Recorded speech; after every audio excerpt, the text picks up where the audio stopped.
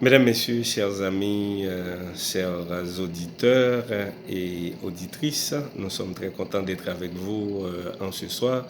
Donc, la voix que vous écoutez, c'est votre ami présentateur Jérôme Dieu seul le Prince.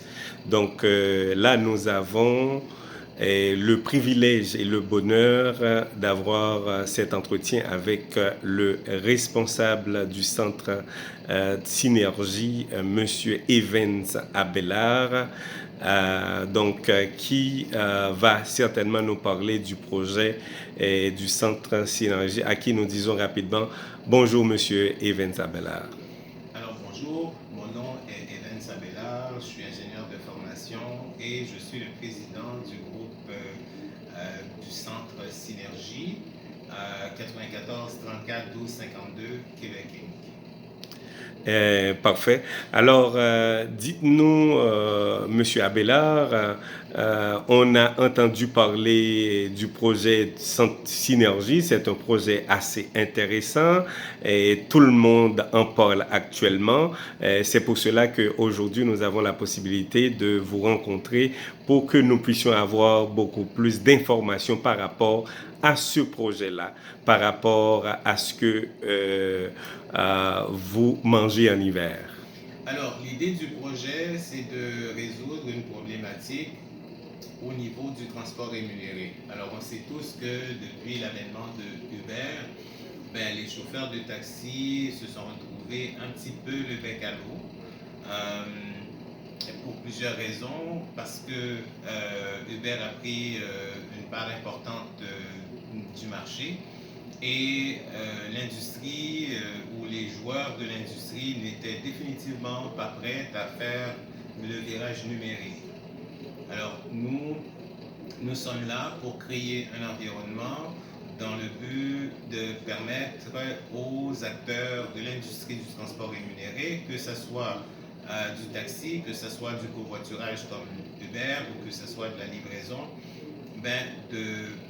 de pouvoir non seulement reprendre, restituer les emplois qu'ils ont perdus, mais d'en créer des nouveaux et surtout d'assurer une certaine pérennité, une certaine viabilité, une certaine pérennité à ces gens-là, à leur entreprise.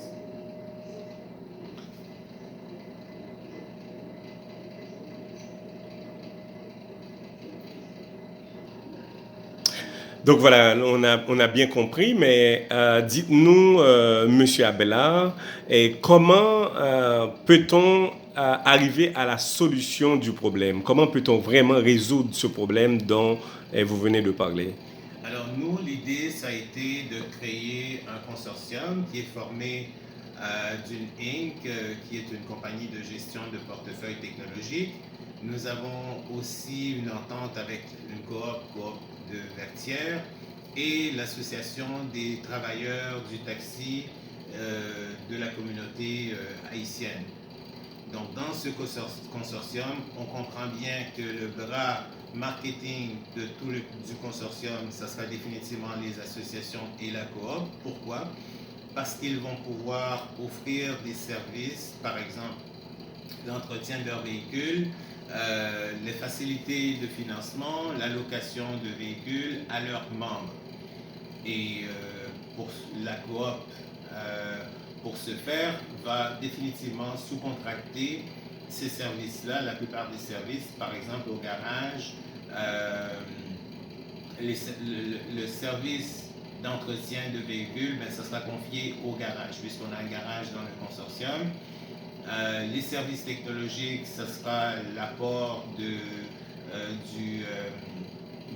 la Inc.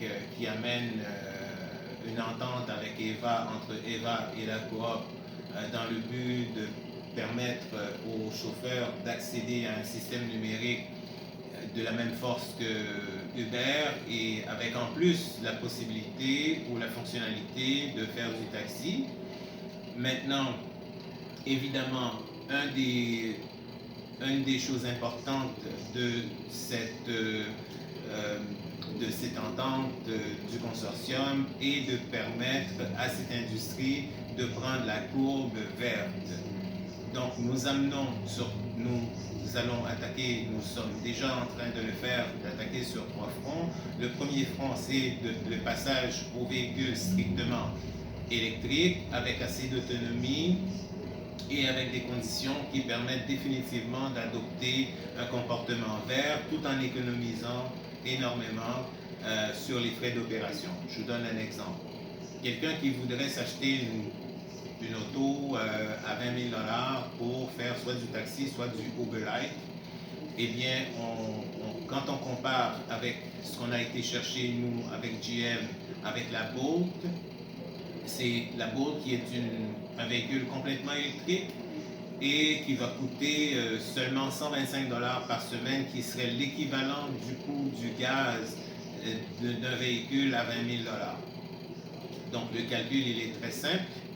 Est-ce qu'on paye 125 $, on pollue, et de gaz plus le coût de l'auto, ou est-ce qu'on paye 125 $ avec recharge incluse par semaine et on ne pollue pas?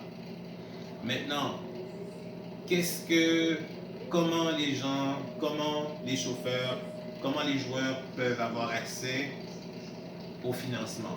On sait que une des problématiques des changements de règlement ou la déréglementation, la nouvelle réglementation, est qu'il n'existe plus de permis de taxi. Donc s'il n'y a plus de permis de taxi, donc il n'y a plus d'assets. Et s'il n'y a plus d'assets, les banques se retirent parce qu'ils n'ont plus rien sur lequel porter une garantie. Par exemple, pour quelqu'un qui veut se faire financer une automobile. Donc nous, ce qu'on promet, c'est de négocier avec les différents paliers de gouvernement et d'amener un cautionnement, ce qui permet aux joueurs, aux chauffeurs de l'industrie du transport rémunéré d'avoir accès à du financement sans être obligé de mettre en péril ou de toucher à leur bien familial ou personnel. Donc, en clair, nous sommes en train de négocier, au moment où on se parle, pour que les joueurs de l'industrie du transport rémunéré aient accès à du financement garanti par différents paliers de gouvernement.